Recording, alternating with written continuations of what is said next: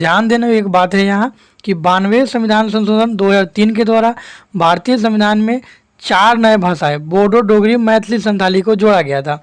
अब आप एक चीज़ कंफ्यूज हो सकते हैं, ध्यान देना है 21वें संविधान संशोधन द्वारा भारतीय संविधान की 8वीं अनुसूची में, जिसमें राष्ट्रीय भाषाओं की या सभी 22 भाषाओं की जो चर्चा है, उसमें जो है 21वें संविधान संशोधन, यहाँ एक चीज़ आप कंफ्यूज नहीं होइएगा, मूल संविधान में कुल 14 भाषाएं थी।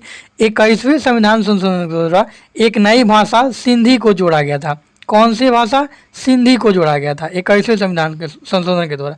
वैसे ही 71वें संविधान संशोधन के द्वारा, कौन से? 71वें संविधान के द्वारा नमक 3 भाषा नेपाली, मणिपुरी और कोंकणी, ये तीनों को जोड़ा गया था।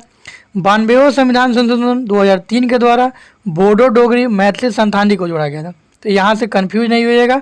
और मूल संविधान में 14 भाषा थी, 15वां भाषा सिंधी, और उसके बाद 3 भाषा कौन कौन से? 71वें द्वारा नमक को जोड़ा गया था, नेपाली, मणिपुरी, कोंकणी, और 4 भाषा 92वें संविधान संशोधन 2003 के द्वारा, जो कि बोडो, डोगरी, मैथिली, संथाली था। तो इन चारों को जोड़ा गया था। तो इन एक साथ करके आप स्क्रीनशॉट लेकर के इसे याद रख सकते हैं। अलग अलग में कन्फ्यूजन हो सकता है, क्योंकि यहाँ से एक क्वेश्चन कभी कभी पूछ देता है।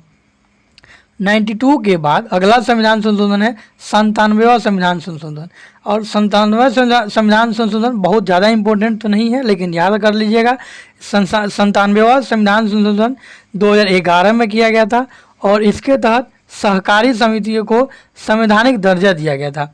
अर्थात जो सहकारी समिति थी उनको संवैधानिक दर्जा 97वां संविधान संशोधन 2011 के द्वारा इसका क्या किया गया था? तो संवैधानिक दर्जा किया था।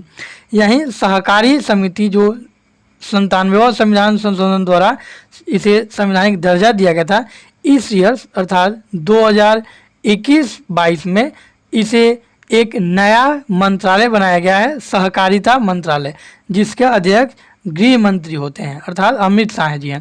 तो 21-22 में एक नया मंत्रालय भी बनाया गया है, ये भी आपको ध्यान रखना है। अगले संविधान संशोधन की तरफ हम बढ़ेंगे। अगला जो संविधान संशोधन है वो भी बहुत इम्पोर्टेंट है, क्योंकि यहाँ से सिर्फ एक ही क्वेश्चन पूछता है कि वह एकमात्र संविधान संशोधन कौन सा है जिसे सुप्रीम कोर्ट द्वारा असंवैधानिक करार दे दिया गया था। तो वो है 99वां संविधान संशोधन। 99वां संविधान संशोधन 2014 के द्वारा नरेंद्र मोदी की सरकार के द्वारा एक कोलेजियम पद्धति लाया गया था। अर्थात कोलेजियम पद्धति द्वारा जिसके तहत सुप्रीम कोर्ट के जजों की नियुक्ति होती है, उसके हटा करके एक NJAC अर्थात राष्ट्रीय न्यायिक नियुक्ति आयोग लाया गया था, जिसे संविधान सभा ने अर्थात सुप्रीम कोर्ट ने उसे असंवैधानिक करार देते हुए रद्द कर दिया।